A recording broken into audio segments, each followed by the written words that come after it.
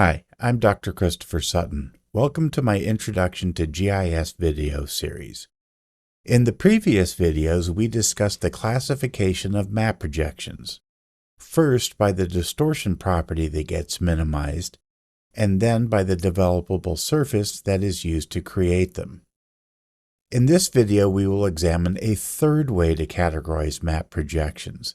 This category contains projections that don't try to minimize a single distortion property, and they don't rely on cylinders, cones, or flat planes as their basis. The projections in this category are called compromise projections and mathematical projections.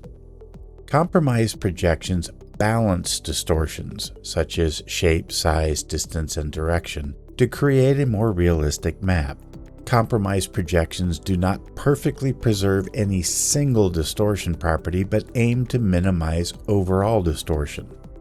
Compromise projections are designed to create a visually appealing representation of the world, making them useful for general-purpose maps.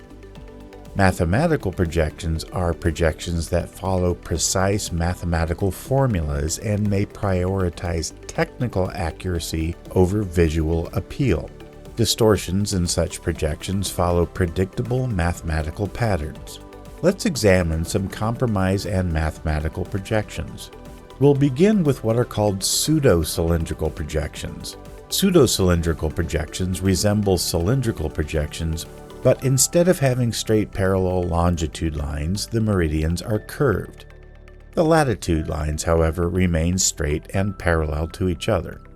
Here's a quick comparison to point out the differences between a cylindrical projection, a pseudo-cylindrical projection, and a mathematical projection that appears to be pseudo-cylindrical but is not. First is the plate carré projection, which has been shown in previous videos. It is a cylindrical projection where both the longitude and latitude lines are straight and are perpendicular to each other.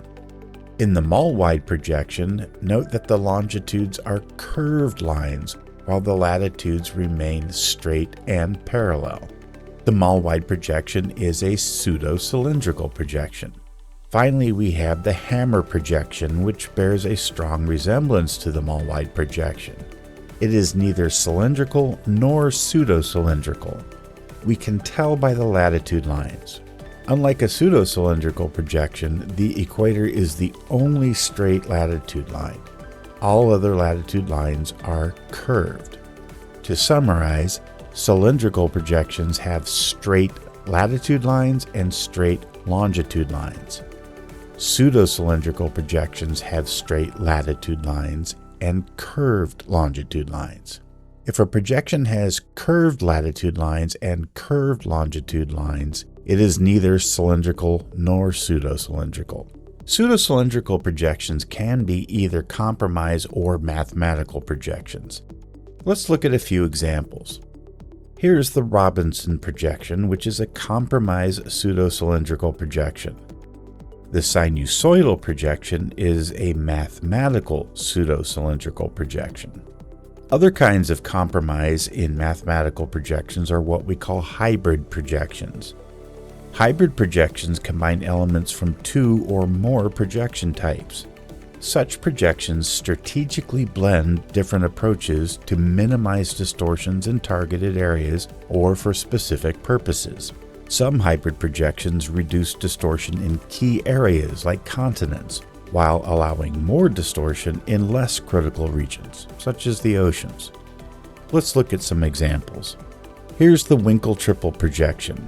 It combines elements from the equirectangular projection and ATOF projection. It is used by National Geographic for general-purpose world maps. The Robinson projection, which we saw just a little bit ago, blends curved meridians with non-constant scale to create a visually pleasing map. Another famous compromise projection is Good's Homolocene projection. It combines the Mollweide or homolographic projection with the sinusoidal projection.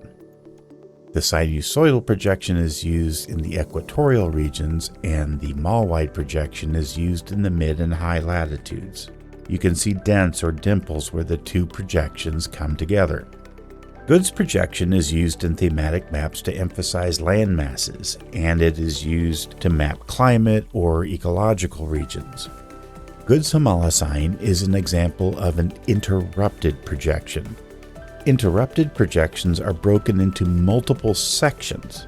Each of these sections is called a lobe or a gore, and each section is optimized separately from the other sections. What this means is that each lobe has its own custom properties. I will discuss customizing map projections in the next video.